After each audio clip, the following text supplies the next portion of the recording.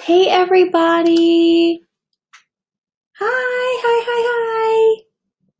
Happy Wednesday. It is Landmark Kids time. House and school, yes, Peyton. Okay, so we're going to go ahead and get started. I've got a few or questions. So it's not like a would you rather, but it's like this or that. And so we're going to go ahead and start those. First one, cake or pie? Cake or pie? Usually I am a pie person, but today a huge piece of chocolate cake just sounds really, really good. So go ahead and put it in the comments what you like, cake or pie. Jace likes cake. Jace, I'm with you, bud. Cake sounds so good right now. Corey likes cake. Oakley and Carolina like cake. Ray likes cake. You all are cake people, except Ethan. Hey, cake is great. Okay, next one. If you travel somewhere, or an airplane? Car or an airplane? I would pick airplane. I love flying. I think it's so much fun. And I get really carsick in the car if it's a really long trip. So I would pick an airplane. Corbin likes cake. Arlene Coy said cake. Brinley likes cake. Dan and Kim said pie. Okay, Jace would like to go in a car. Caroline and Oakley airplane. Corey airplane. Brinley airplane. Kaya car. I like them too, Peyton. I like both of them. Airplane. Same. Ray airplane. Okay, next one is summer or winter. If you had to pick one, would you rather the seasons always be summer or always winter? Which one? It's a tough one. I almost would pick winter just because I love Christmas, but I don't know. Car, airplane, though, boys have never flew yet. Disney's coming. Ooh, that is awesome. Wagon. Summer.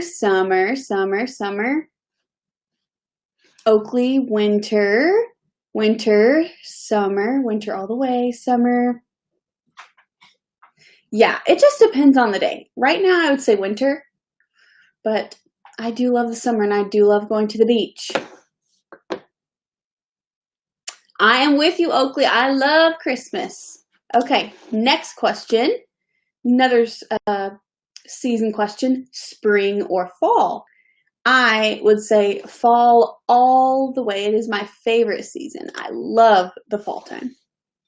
Summer. Oh, July birthdays. Yes, I have a fall birthday, so maybe that's why I like the fall so much. And Peyton said summer. Spring. I do love spring. Spring. Carolina, fall. Fall football. Yes, Ray. Corey said fall. Fall, yes. Kaya, fall. Corbin. Okay, next question. Paula, fall, yes. Okay, next question. We got 3 more, so let's make them quick. So, the beach or the mountains. So if you chose to go to the beautiful beach with sand and the ocean or the mountains. Obviously, I'd pick the beach. The beach is my favorite place in the whole world to go. Beach or the mountains?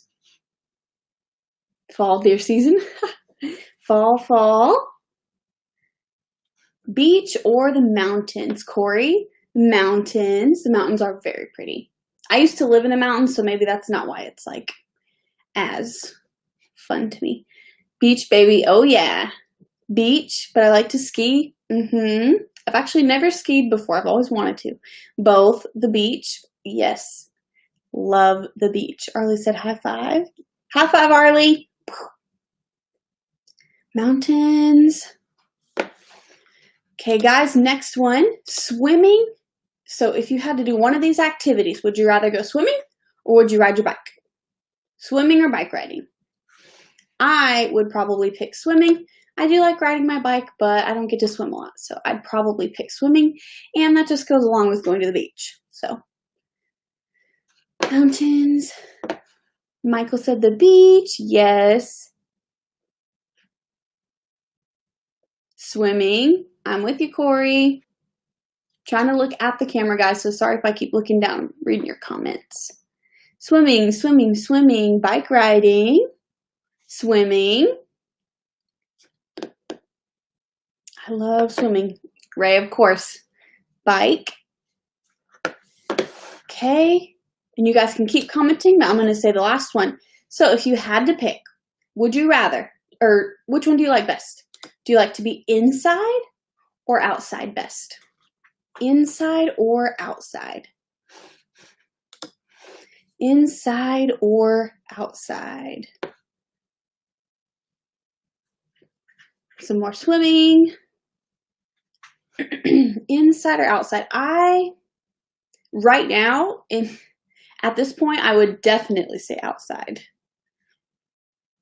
Outside, inside and outside. I'm probably right in the middle as well, inside and outside. Outside. Jace, outside. Carolina, outside. I would probably for sure pick outside if bugs weren't a thing. I can't stand them. Outside, yes, outside right now, absolutely outside. Oakley, inside, yes. Good answers, guys. I love those. Inside, laughing, enjoying time with people I love. Good one, Corbin. I'm with you there. I'm with you there. Michael and William, outside, yes, awesome. Okay, so we have been, if you guys have been watching on Wednesday nights, we have been going over our Animals of the Bible series. So we've done like lions, we've done pigs, we've done a dove, we've done donkey. There's multiple different ones that we have done. Tonight's is kind of a sad one, but kind of fun as well. Yes, Peyton, both. Outside, Desiree. Yes, Arlie.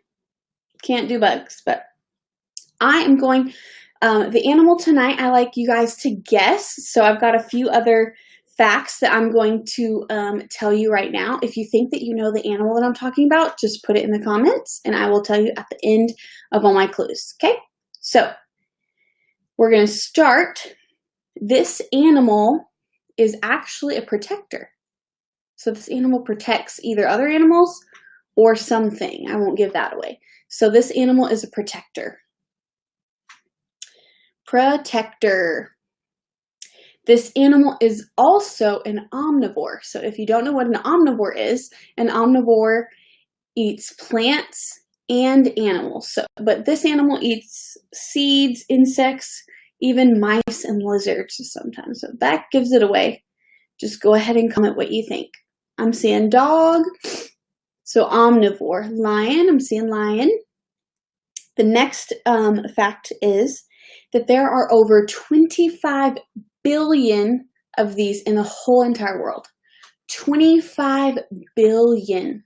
That is a lot. Okay? 25 billion of these. Okay, there are dozens of different kinds of breeds of these. So say a dog, for instance, it's not a dog, so I'll go ahead and tell you that. But you know how there are multiple kinds of dogs like a Chihuahua or a Saint Bernard or a Dalmatian? There are dozens of breeds of this animal. Cat, good guess. Bird, good guess. Bird, good guess. Okay. This one might give it away. They make a noise that is in the morning.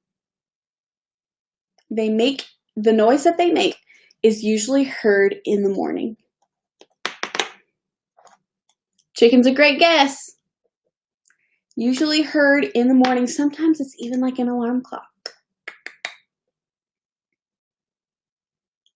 Bird, you guys are good guesses, good guesses. Rooster, good guesses, good guesses. Okay, my last clue. And someone may or may not have already said it, but my last clue is What came first, the blank or the egg? It's chicken, right? Well, we're not learning about chickens today, but we are learning about roosters. Okay? Yes, roosters. I see you guys putting rooster. We are learning about a rooster today. And one particular rooster. If you guys think that you know the story, you can go ahead and put it in the comments. Okay, we are learning about a rooster today. And I know that sounds crazy that there's a rooster in the Bible, but you'll hear the story in just a second. So, our bottom line today is that we can stand with Jesus in tough times. Does Jesus stand with us in tough times? Absolutely, but we can for him as well. We are going to learn that even in tough times, we can choose to stand faithfully for Jesus because Jesus is always faithful to us. Caroline, I bet you know the story, girl. He is always faithful to us. Have you ever heard a rooster crow in the morning? If you live in the city, you probably have never heard a rooster crow in the morning. But if you live in the country, maybe you live on a farm and you have roosters, you've probably heard them crow before. Or cock-a-doodle-doo, however you say that. Crow in the morning, but they crow all the time, right? Yes, stand with Jesus. For centuries, roosters have been the natural alarm clocks for farmers and country folk, right? Roosters find a perch on top of a fence, and they let loose with their morning crow, letting people and animals know a new day has dawned and that it is time to wake up. And it's usually pretty early that they do that. There's a famous story in the Bible about a rooster, and today we are going to learn that story. This rooster wasn't under a special commission, like the fish that swallowed Jonah, right? God sent the fish to swallow Jonah. God didn't send this rooster. He was just doing his job when he woke up at the crack of dawn and began to crow. But this rooster sounded a wake-up call that changed the life of one of Jesus' disciples. And it's a wake-up call that is written down in the Gospels for our benefit so that we can learn from the disciples' mistake and find the courage to do what he failed to do. Which disciple do you think we're going to talk about today? Go ahead and comment. Which disciple? Yes, I see those little rooster emojis. Okay, of all of Jesus' disciples, the most loyal and the most devoted was Peter. Okay, Peter was a former fisherman. So if you've learned about the disciples before, Peter was a fisherman, right? Him and his brother Andrew were the first people to be called Jesus' disciples.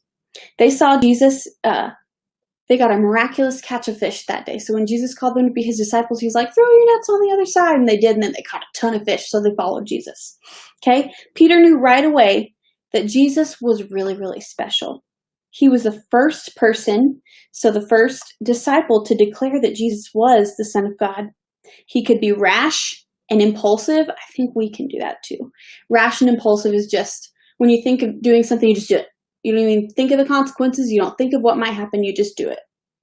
Okay, he was rash and impulsive, and he struggled at times to keep his faith. I think we've all done that a time or two, struggled to keep our faith as well. He loved Jesus very much, and we absolutely know that. The Bible's clear about that, but he wasn't as ready to stand up for Jesus as he crucified. He told his disciples that they wouldn't hide and that they would be afraid to stand by him. But Peter, of course, vowed that he would never, never leave Jesus' side. But Jesus told Peter, you will deny me 3 times before the rooster crows. 3 times. If you were with us on Sunday morning, we learned about when the disciples and Jesus went to the Garden of Gethsemane to pray. And Jesus went off by himself. He took a few disciples with him, but he was praying because he was really sad. Just a few of the disciples but fell asleep. And Jesus was like, come on, guys, you can't even stay awake with me. Like, I need you to stay awake with me. And they just kept falling asleep.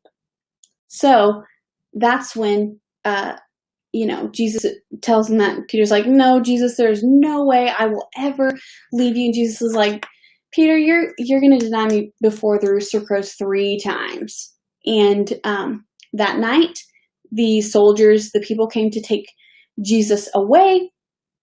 And Peter cut off one of the soldier's ears off. And Jesus is like, Peter, don't do that.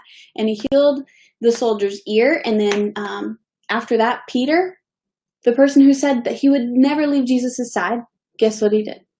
He left Jesus' side. All of his disciples ran away and hid.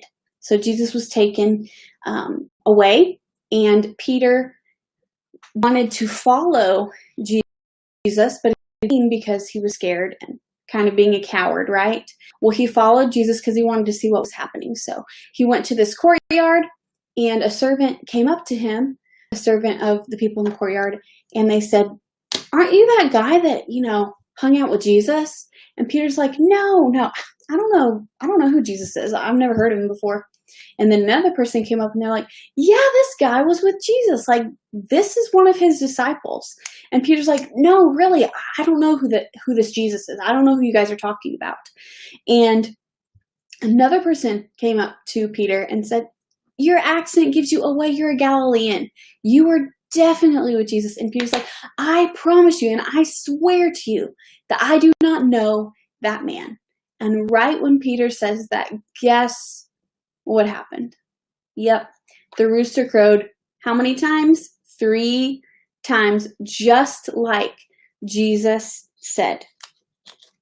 And I bet Peter felt pretty crummy, because I would have felt pretty crummy.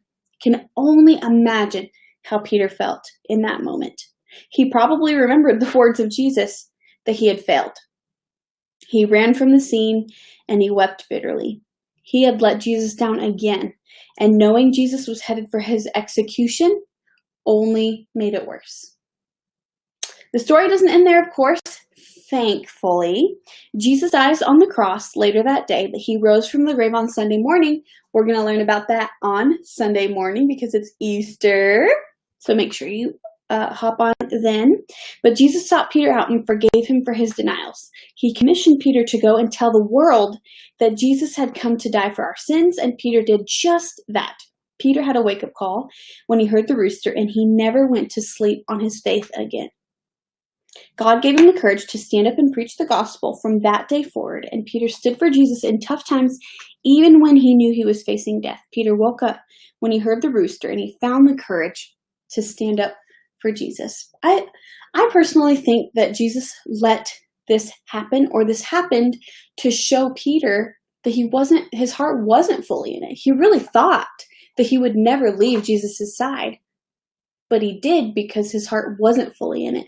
But after that happened, and after he heard the rooster crow, I think it just clicked. And he was like, oh my gosh, I haven't been all in.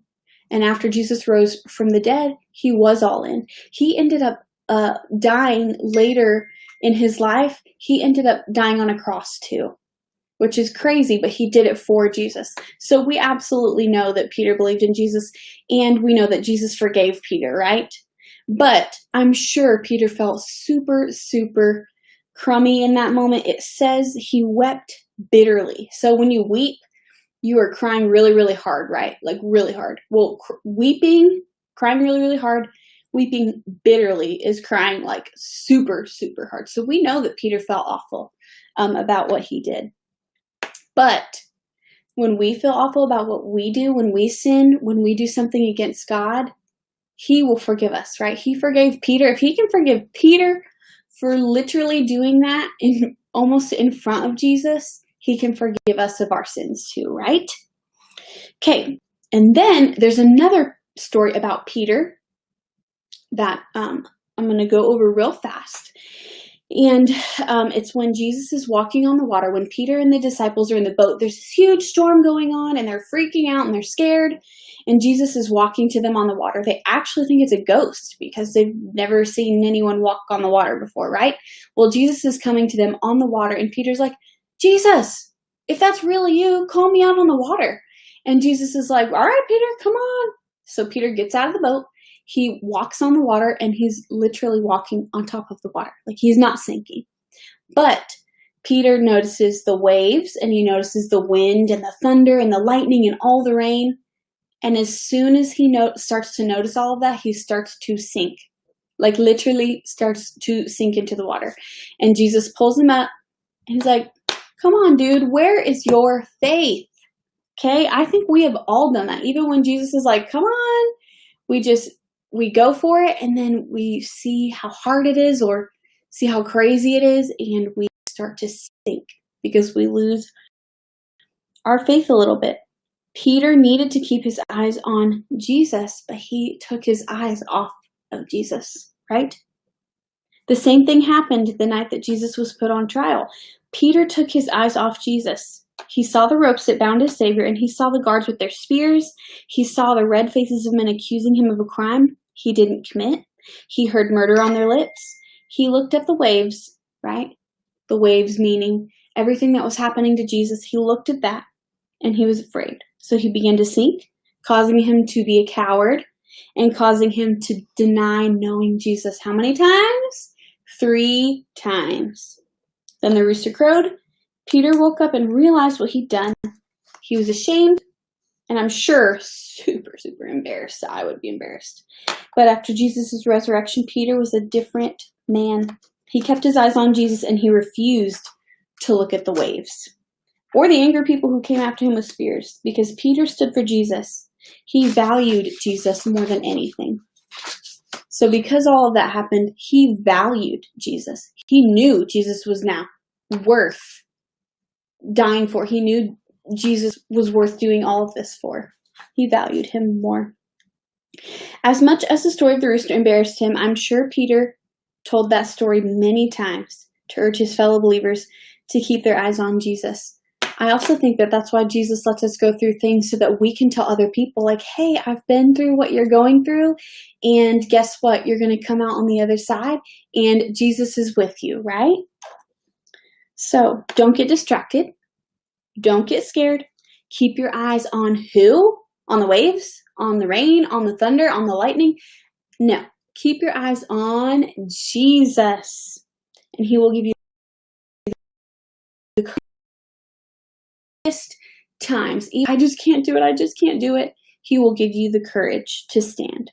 The rooster can be our wake-up call as well. And in these hard times, let's focus on Jesus and stand up for what we believe. So in this time where we're home, we're not at school right now, all of the scary stuff is happening, guess what? We need to keep our focus on Jesus, right? We don't need to look at the waves. We don't need to look at the wind or the thunder or the lightning or the rain. We need to focus our eyes on Jesus, because he's planned out the whole entire world. Like 400 years from now, Jesus already knows what's going to happen, right? This didn't hit him by surprise, so he's got this. So we just need to keep our eyes on Jesus.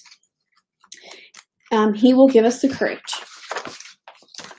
So again, our bottom line was we can stand with Jesus in tough times, and we learned that we can choose to stand faithfully for Jesus, because Jesus is always faithful to us. Always, always, always. And we're going to learn that on Sunday, how he was the most faithful to us. So I hope you guys enjoyed that lesson real quick. Oh, didn't even notice that the inside or outside was still up. Oops. But I'm going to pray real fast, and then we're going to play a super quick game that you can play at home, but I'm going to play it.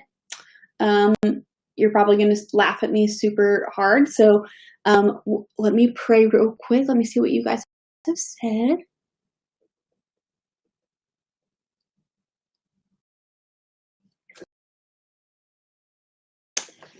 For sure, for sure. And then Pastor Corbin is going to be live for youth. So if you guys want to bow your head and close your eyes wherever you are, I'm going to pray real fast. Dear Jesus, thank you